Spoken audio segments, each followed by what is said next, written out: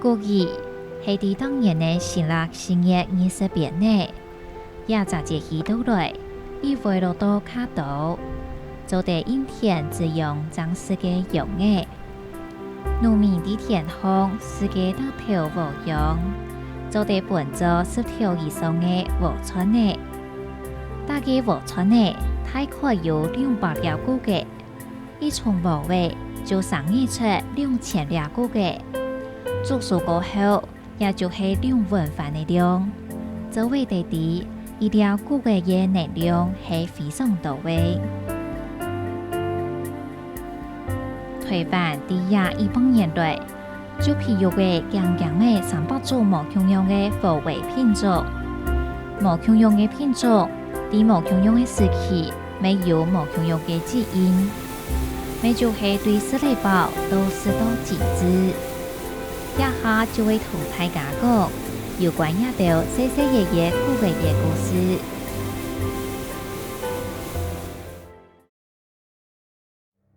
在史書當中，知名到台灣本單就係適合保衛成種嘅素材。第二本書嘅家下，還發現種野生種野鵝嘅記錄。一種野生種嘅野鵝，好名係鳳絲鵝。一種鵝嘅嘅用時嘅原住民有老記喊做係龜鵝，因為鳳絲鵝嘅體色係啲樹位過後，凍架就會落下來。它的特色就是很容易掉啊，然後這個有芒還不，因為有很多水稻也有芒，那它是比較容易掉了，然後種子比較小了，然後它是多年生的，多年生就是你不管它會每一年它都會存在這樣子。跟我們現在種的那個稻子有一點不一樣。有點不太一樣。在研究這個水稻起源的學者哈，那麼他們就會去思考說，我們現在栽培水稻是怎麼來的？那它的祖先是什麼？啊，所以就會認為說，這些野生的草哈，雖然不能吃，但是在研究上是有它的用處的，所以就會特別去把它保存起來。除咗鳳絲鵝以外，聽到無共用時期嘅移民來到台灣，各種各樣嘅鵝嘅品種未聽到來嘅。用來年來本做地本做造花型、印度型、日本型，也有無共用品種嘅鵝位，對台灣未產生同道嘅影響。清代以前，台灣農民種嘅單都係對中國南方帶來嘅印度型嘅洋米。因為無共用嘅氣候環境，現在適合種嘅貨種，再過一推又一推流種來用，像係黑人同校種嘅太棒梅，就係一類同有特色嘅貨種。太棒梅啊，大波母，那這個品種很特殊，這個是跟印度那一邊的福稻呢是很接近，就是說假設我們台灣有一些地方是比較低窪的地方。那下了一場雨以後，那個水大概不會退掉，會1-2個月都是那麼深的水。這個時候呢，這個大波母這個品種呢，你遇到水以後，水長了1尺，它就會長高1尺。那葉片永遠在這個水面上，這個就是南亞的福稻，在台灣也有。日本時代做地講係台灣無為發展的重要階段。嘅用時培育出來嘅日本型鵝嘅也嘅品種，而且多見，都行係台灣主要為食嘅米。1922年，日本人就開始喺台灣推廣種日本鵝位，希望提供本土台灣嘅日本人來食，我就賣轉去日本本島。早期嘅品種有種純、廣富、野豆。其中種嘅面積淺發嘅就係種純種嘅鵝位，當多農民就喊同日本鵝位喊做種純。唔過種純種嘅產量唔多，喊同會抽到無葉片。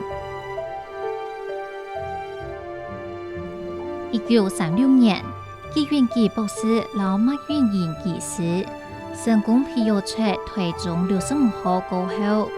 台中65號冬假就退役種純種，變做全台灣種青到位。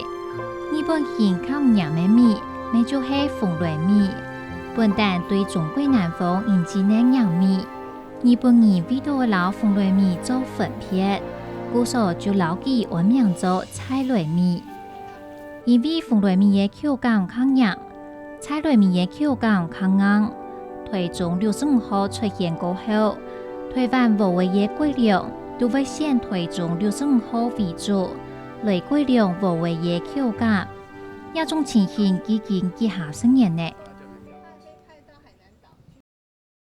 日本所谓结束过后，其实没保留的无种的高发皮肉的技术，打下嘅台湾无为发展的基础。日本时代无为改良的主要对象是风雷米，颠倒对台湾传统中的菜雷米兴趣唔高。不过菜雷米对台湾人来讲，还是做各种传统美食很重要的食材。1956年代，台中改良厂就针对菜雷种来改良，成功培育出台中菜雷一号。来变做促成绿色革命很重要的辅助。所以这个是一个台湾稻米这个历史的里程碑，都是很重要的。所以台中再来出来之后，很受欢迎，很受欢迎了以后呢，然后因为它是先稻嘛，的 Indica type 印度型的哈。所以呢，世界各国就引进，因为它很矮，所以不会倒。所以呢，这个构想就知道啊，这个很棒。所以菲律宾的国际稻米研究所开始注意把这个品种引进去。他用的这个低角五尖他用过的这个品种拿来做亲本株型，英文叫 plant type， 学到推重在那1号的 plant type， 所以在国际稻米研究所以这个株型研究叶子比较直的，干比较粗的，那么你肥料放进去，它也不会倒，吸收力。所以去选，你这个做蓝本了，最后出来你刚刚讲的 IR8、IR D8，两个品种出来就这品种的母亲又是台湾的这低角五尖，然后呢叶产量很高，所以呢在该系腿差不多30-40年前嘛。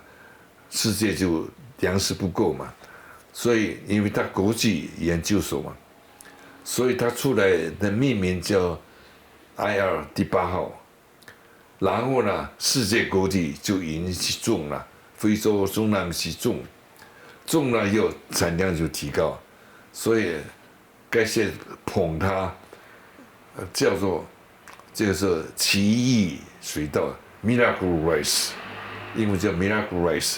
那因此呢，国际稻米社得到一个这个奖等于是食品的类似和平奖一样的奖18年代，台湾各县市都设有无为培育场所，在研究人员上忙大变下，总共培育出强强的为300种的无为。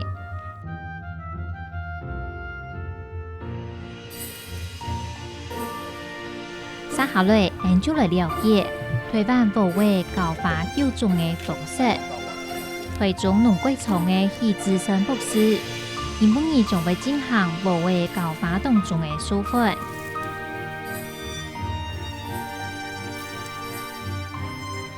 我们这个都是来当成副本，就是当成要花混的东西。那另外要母本的东西，这个带回去之后，我们会来采母本的东西。那现在这样子，我们就要赶快带回去，因为这个不带回去，它很快就会打开了，很快就打开，花粉会互相污染，尤其是先稻，像这个是先稻，先稻会开得很早。这是我们的花粉培养箱。花粉培养箱其实只是一个密闭空间就好了。花粉培养箱其实只要密闭空间，密闭空间是怕风来吹。假如风不吹的话，那花粉不会互相污染。所以我们密闭空间。但是为什么点一个灯就是要烤它？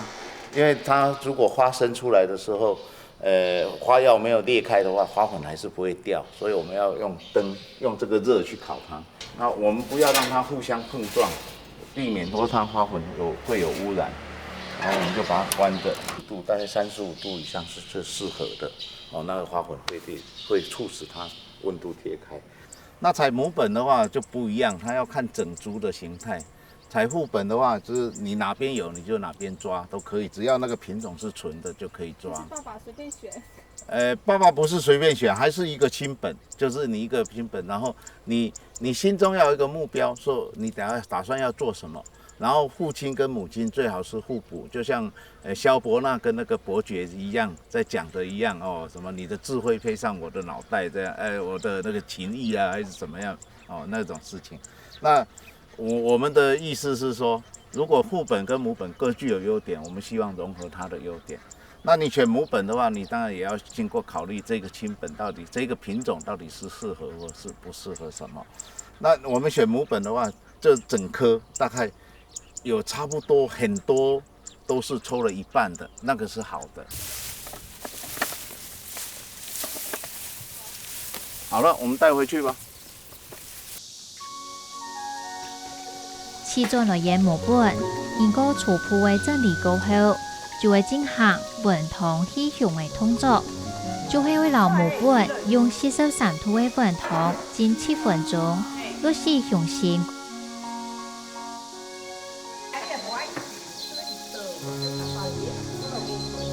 等準備高發嘅品種打發過後，就做地種人工授粉，也就是高發。这个现在花并没有开得很多，然后因为今天要杂交的，尽量都把它并在一起。有啊，第一次有看到。有看到会。我要去点来。好，那再把它套起来。这是昨天做的，昨天做的时候我们把它套起来。我们为什么会套起来呢？因为这些花虽然今天不会再打开。但是万一有一些剪到一半的，不小心剪到一半的，它其他的花粉还是会进来，所以我们通常是先把它套起来，然后这个再隔2天之后，我们就移出去外头，我们不会在室内，就移到外头，然后我们有一个网式控，把它培養住。高發過後嘅物種，將會種地過2重嘅生養田期，經過6胎嘅繁殖、調土過後。將會進行4期嘅產量飼養，產量飼養完成過後，將會進行溫苗吹果。好，我們才來看雜交的第一代。雜交的第一代通常會在2親中間，但是你的種法，你譬如說，這個是我看2077年邊的，這個是父親，這個是母親，那這個是中間的。這是雜交第一代，你看到這個母親看起來比較高，看起來產量好像比較多，然後比較高挺的樣子。那父親看起來矮了很多。那你看它2個的中間，它介於2個中間，這比較晚，這比較早熟。那它好像介於成熟度是介於這個之間，高度好像傾向於這邊。那這是雜交一代，雜交一代，你看每一顆幾乎是相同的。那我們待會會去看雜交2代，雜交2代每一顆都是不同的。我們就拿這紫色稻子來講，紫色稻子這邊3行是一個，這3行是一個，這3行是一個。可是我在選的時候，我都選紫色的啊，可是到後來還是會出現綠色的啊。那為什麼？就是還沒有穩定好。那這邊穩定好的是哪一個？你看看，這一個是穩定好的，從頭到尾都是紫色的。它全部紫色，你是決定它紫色是穩定的，但是你不覺得它現在還沒有抽穗？假如穗抽出來是很像，就像我們 F1 很均勻的，那它就是穩定的。遺傳基因很雜嘛，雜了以後然後經純化，跟纯化差不多五代第6代才会纯。所以水稻为什么一个品种出来要差不多10年的时间就是这个很枯燥的工作。伊个新品种对教法反测都推广，大概需要8到10年的时间。伊个部分研究员，伊承认青岛做得成功培育出2到3种新品种的物种天天。像这个高雄145，因为那个邱先生他跟我们做一种做这么久，他就是想到这个高雄139这个品种，它因为有日本的血统，所以它的那个就是我讲的中午煮了，晚上吃还比较软，不会硬掉，而且品质好像比较稳定。所以他那时候就想说，应该还是从日本的这个品种来做亲本，所以他选这个尖光，对吧？他这个也是日本的品种。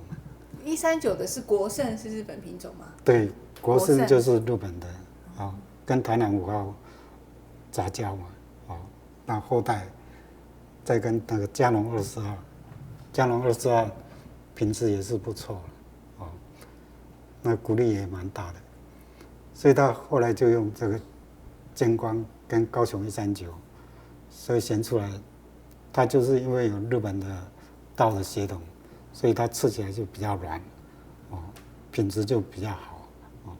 伊做插钩时节，当然插钩每次插钩唔要做1两两的啦，差不多做10个个插钩组合啦安尼做插钩时节，当然就按照安尼个插钩方法咯，用人工去插钩，用温水去去stru啦用来去安尼个用来去做插钩方法呢，都按照安尼个所有嘅插钩技术去做啦。插钩后呢，那个安尼个高雄141那个组合呢安尼它得多怕有30-40粒要种的啦，30粒要多啦，做插钩种的。安尼做种安尼讲替推啦。一般来讲呢，一推种嘛，一推差不多1年种2推嘛。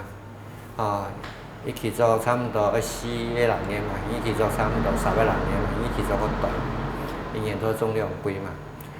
都安尼。经过种植个繁衍啦，安尼有那个鲜种的方式啦。一般我的鲜种呢有那个讲咧，伊个铺内法，像安尼个加粗样、加铺样安尼个也有混合的，当然用那个有那个谱系化啦，像伊讲有那个可以追踪呀那个加粗样安尼个，用谱系化来鲜种。经过5推左右安尼鲜起来，固体呢，那鲜起来。减起来结果减到那个品呢还没有差尤其米饭口味相当好。有那个凤梨米那个古典的那个传统的凤梨米那个米汤所以呢感觉到7天黑的，差不多7-8年左右啦，7天黑的。都拿出来命名，都命名。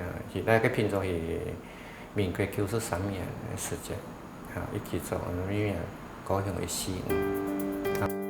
台湾无为有种在无共用的时期，为实现无共用的目标。1980年退以前，因为粮食唔拉，故所不用增加产量做主要的有种目标。1990年退过后。消费者天天地从事米的口感，故所就出现了良质米。良质米有同多的条件：第一，是在种的过程当中就会菌色；第二，是煮熟过后，饭的口感是清脆有味。故所在推中农改厂，有全国唯一的米质生养室，做得进行米的口味分级测验。接下来我们就说要做这个米饭食味检定的部分。那我们首先就是要先装饭。那你看我们有1、2、3、4、5，有5锅饭，第一锅一定都是对照，第一锅一个。那我们就是装一个固定的量，也不是很多啦。那你看我上面都已经有号码了，像我第一个我并不是1，我是2，啊，我的代号是 H， 所以我们到时候我们统计资料的时候也不知道是谁，都是只有代号。那这个是1号，1号我要放在1的位置，好，它在第2，所以每个人的顺序其实都不一样。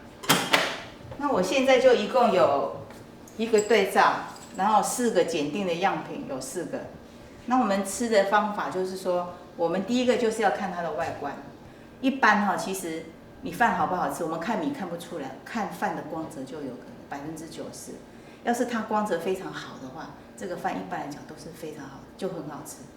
啊，然后就是色泽，色泽颜色是白嘛。其实白色要怎么讲？白其实也有很程度上也有一些不一样。你就是你的感觉比较白的，我们会觉得感觉上我们比较喜欢。啊，这你由这个去判断。然后再来就是说要闻它的味道，香嘛，香味。然后闻的时候，我们每一个我刚才忘了跟你讲，我为什么说把它放在12点钟的位置切对照？因为每一个这顺时钟方向吃，这样顺过来，那你2就跟对照比，每一个都是跟它，你不管哪一个项目都是比较，这是打起来都是比较的分数。对照是一个对照是一个比较比对，好，它是一个我们为什么叫它对照？它是个比对的，就跟它比，跟它比，跟它比，跟它比，然后打分数，最后总评就是你把上面那5项加起来，给你看打一个综合的评定的分数。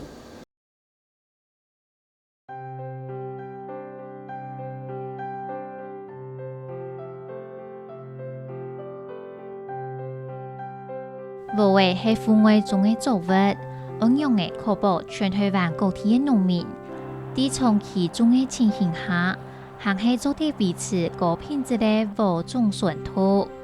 第二本时代就有无种检查的研究之土，也就是分种、研种、老菜种2大部分。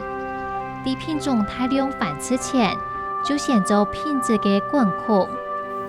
它有花粉嘛，它自发授粉，但是上百别的品种花粉会飞进来，分出来变成一个杂的东西。杂的东西你莫把它去掉就混进来，混进来品种就不纯了，不纯了以后就我们叫做退化，退化了以后产量就会降低，还像水稻本身突然它自然的环境会突然变异，有的变矮了，或者变那个叶子比较细了，萌出掉一些那个种子又会繁殖，水稻的品种变成那个杂的又出来，所以呢，这俩就是米也退化退化要退化，避免的退化，所以呢，还在农林堂只有一个种子检验室。国民政府对台湾过后，初期是沿用日本时代的做法。1957年就参考国外的检查标准，建立台湾种营检查的3级制度。讲的3级制度，就是讲先有神的物种。为伫本单有神的改良场，也是饲养所、饲养业种研种。属神过后的研种，被交本县市政府，也是以农费委托东农家种研种田。检查合格的研种部位，将会交本乡镇公所投农费。这个委托东农家，也是有没有场种菜种田。菜种田检查合格过后的种研，将会交本有没有场与有没有，还好买本一般的农民来种。那48年开始，我们就成立一个台湾的种子检查室，那里面充实了各项的设备还有人力，那正式开始在全台湾各地来进行这个种子检查。那这个种子检查重要性就是说，因为我们台湾的水稻田，早期有30几万公顷，那目前是25万公顷。那在这么多的水稻田，农民的需求之下，我们怎么样很快速的繁殖好的品种，给好的品种有好的品质的种子给农民，那就需要这一套的检查制度。那这一套检查制度就分为3级，第1级叫做原种，就是改良场育出来的品种，他们先建立一个先育成一些少数的这个品种，那这少数的品种，接着我们找一些比较有信用，比较热诚的赌农家，再来繁殖这一些品种，叫做原种，那这个倍率早期是可以到100倍的，也就是说，如果你100公顷，如果1公顷的原种田，就原种就可以繁殖成100公顷的原种田的种子，那到采种田，就可以到1万公顷，那这样子才可以快速的把这个种子提供给农民来种。种营检查的部分，就国际种营检查规则做伫分做田间检查、室内检查2个部分。田间检查包含隔离的情形、品种的提升，也是以品种、插草分插的情形也有。是讲田间检查唔合格，种的农夫免会无摕种园种田的资格。田间检查合格过后的农民，将做地申请采用进行种营的室内检查。第一个穗的颜色不一样，颜色也不一样哈，它的茎叶跟我们原来颜色也不一样，这就是异品种。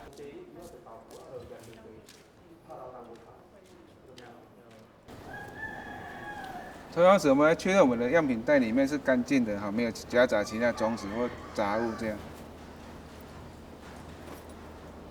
那我们对这批种子，大部分会平均约抽1公斤左右的样本回去检查室做室内检查。那么是采风机的方式去不同方向去抽取它种子的那个样本。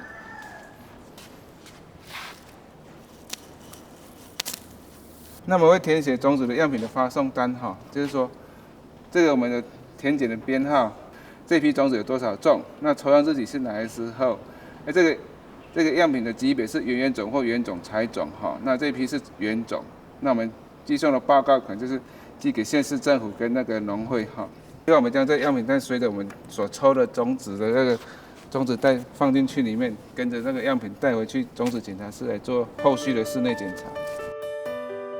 室内检查嘅项目包含水分含量、溶虫量、纯洁土分析、生芽率。做的是一个样品的充分混合的动作确保里面的样品是均匀的混合。那我们会利用土壤的分量器来做那个样品的混合动作，请来取它的那个100公克3.7，那我们对照出来修正值是12.98，就是这批种子的那个水稻种子的水分含量。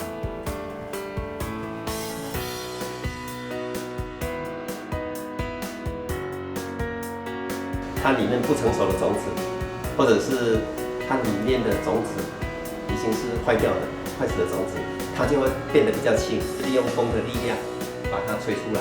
现在我们每1粒水稻稻谷，它的重量是0.025公克，那我们一盘这个是100公克，100公克的话就有4000粒的水稻种子，所以我们是要用眼睛一粒一粒判断。我们在这边是要做原种，然后再过来要给农民去做采种，所以我们这些我们还要再判断它的品种，鉴别它的品种到底对还是不对。让它每一个品种出来它水稻稻谷它的长宽比会不一样，就是变成它的外形、大小、粒型会不一样。然后呢，它的肩膀、它的茯尖的地方也会不同，它也会因为品种的不同，它会有不同的开度、不同的弯曲角度。甚至有的芒会比较长，有的芒会比较短。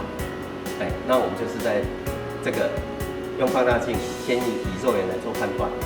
如果说它已经是模棱两可的，那我们就再拿到我们的显微镜底下来做一个判读。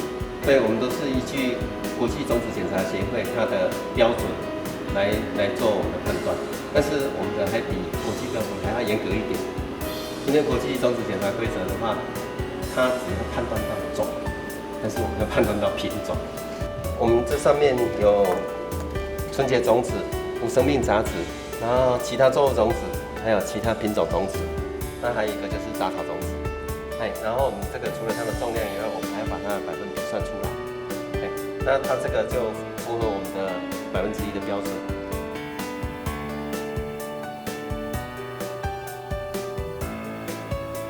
一般话应该是没有什么说合格不合格。我们政府现在因为有2种管理制度，它是规定在85以上才算合格。一般话农民他说他使用的话，他有80以上就应该是可以使用。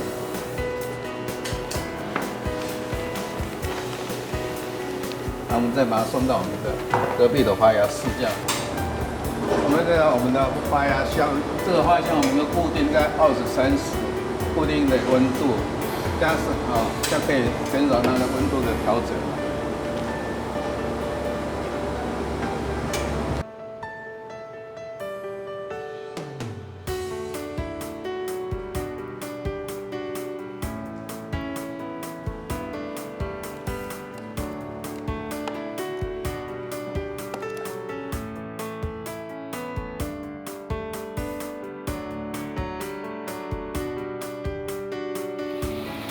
省内调查合结过后的研究，漳州的幼苗做采种田。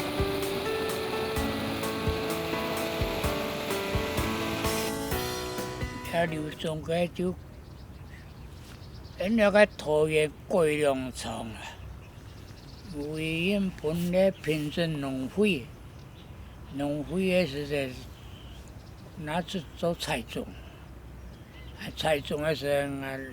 来拿到了去试啊，也试啊，拿转的本去评审农会，个配出嚟不用做种。公所因佢啲，那一只工田嘅较认真，较有责任嘛，拿去多试啊，那搞不到个种做无讲条摆啊，清早以前诶，很有慢流诶。先做以前全部去加钱，去加钱哦，去加去钱哦。现在我试落去捞，看那个种类，看那个种类无每下见，加去去田去捞去选。嗰時睇家種嘅無係無強種嘅哦，青島插。餐飲嘅合約，餐飲嘅合作。台灣台灣啊，好種也來是在一宣傳啊，伊大概會錢。條棒？唔是條棒啊，當條過去來咧，養幾多斤啊咧，誒那條筋那個超條筋啊。1980年代過後，種菜種田嘅農民其實唔多。大部分都係從亞被種苗場被培育，農民就直接同種苗場買種苗來種。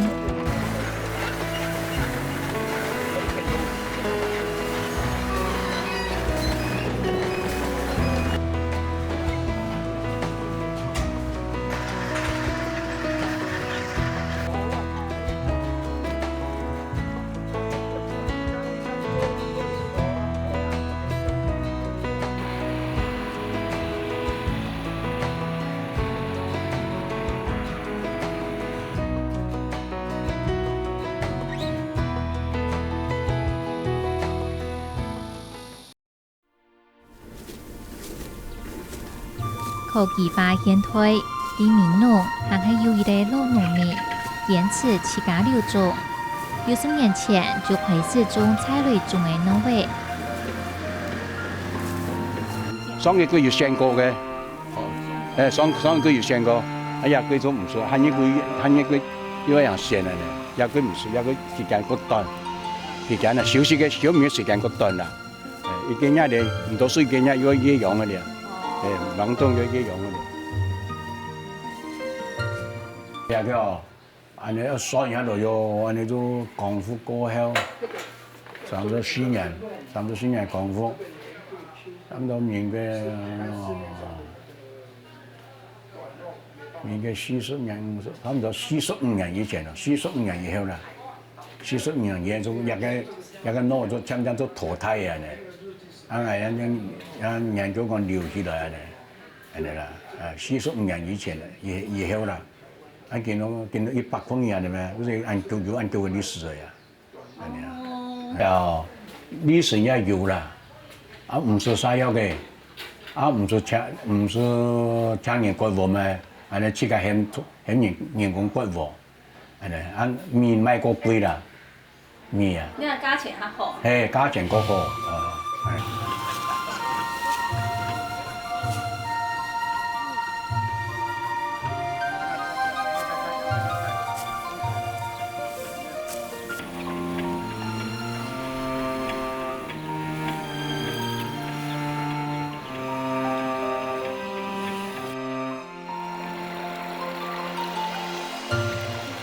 留種自家用。其實唔係搶路農民爭為安尼做，啲台灣會有更多嘅後生人，想要轉到淳樸嘅年代，用順應自然嘅方式來耕種，就像用養水來獻種，咪係好多做工嘅智慧。那個比重的特性就是它重的會掉下去，那比較輕的它就會浮起來。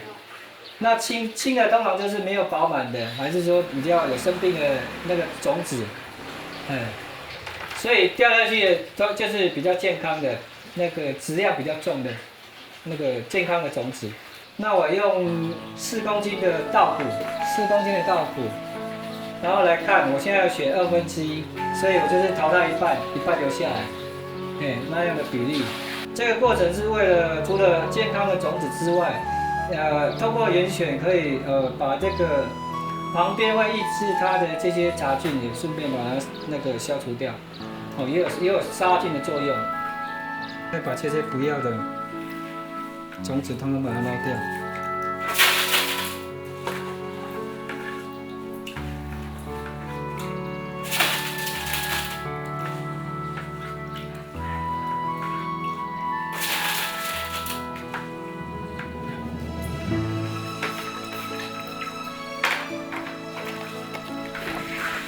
因為種子是以稻米來講，還有整個的蔬菜雜糧，種子是農民的根本的，你不會因為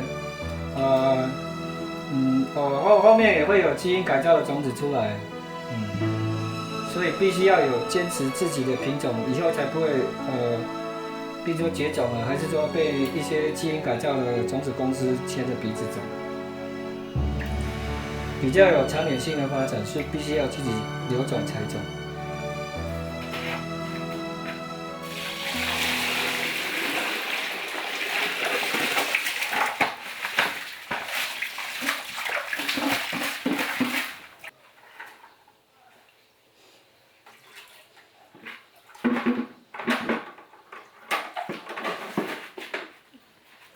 现在准备做的是温烫的动作，让它泡热水澡。我现在做的时间就是要60度7分钟。我从28分开始，然后现在是62度，上下2度没有关系，是可以有效做到的那个杀菌跟那个去除那个发芽的物质的这个作用的时间。种子如果育得好，就是大概可以掌握了70%的那个收获量。好，时间到，现在把它冲冷水澡，现在帮它做冷却。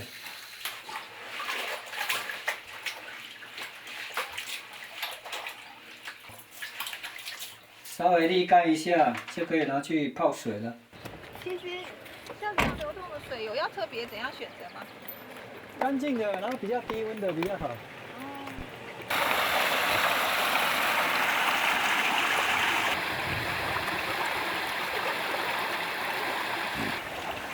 2瓶。现在3天以后发芽，我就要播到田里面了。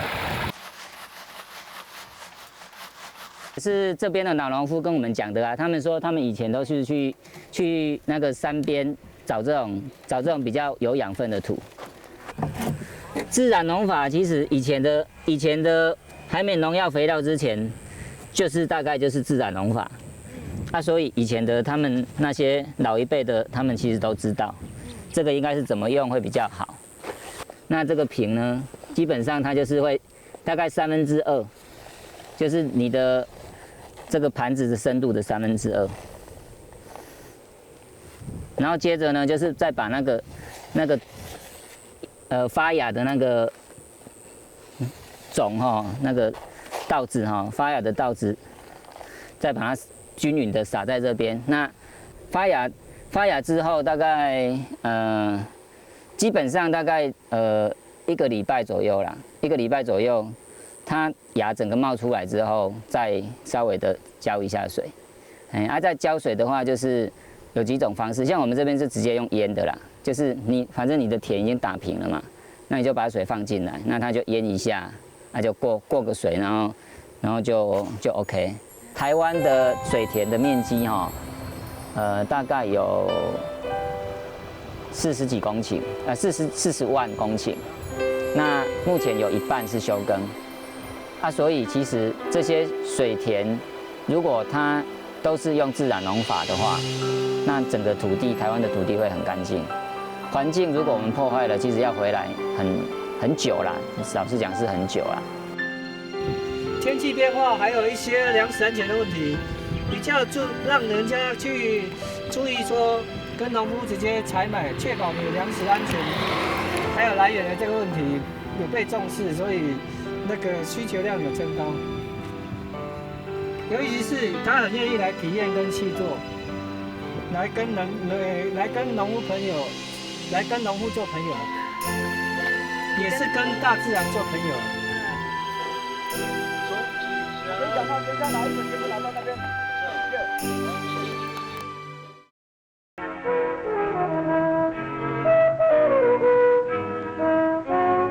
当我国农耕示范队抵达利比亚时，受到当地政府和人民的诚挚欢迎。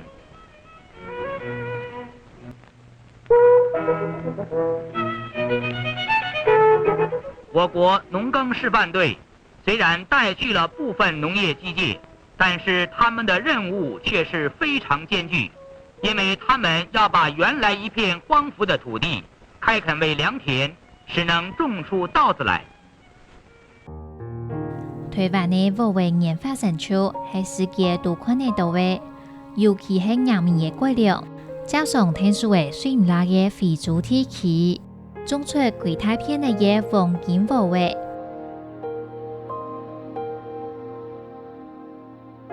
也条重要的品种都需要本人保留。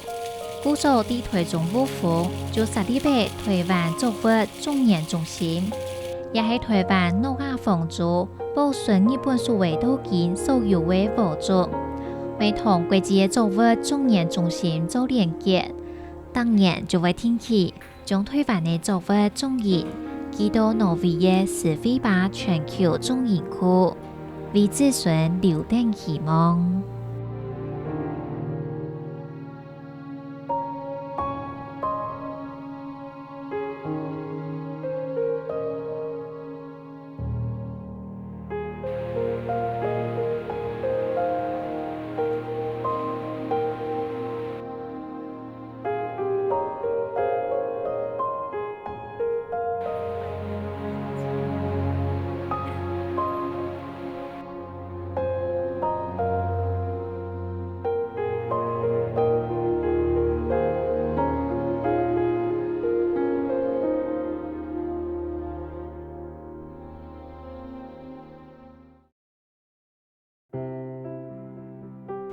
土台湾也在土地上，无论是伫公部门的部位研究单位，也是用传统农法留种自家类种的老农民，还是现在有机耕种的后生做田人，大家都有同样的想法。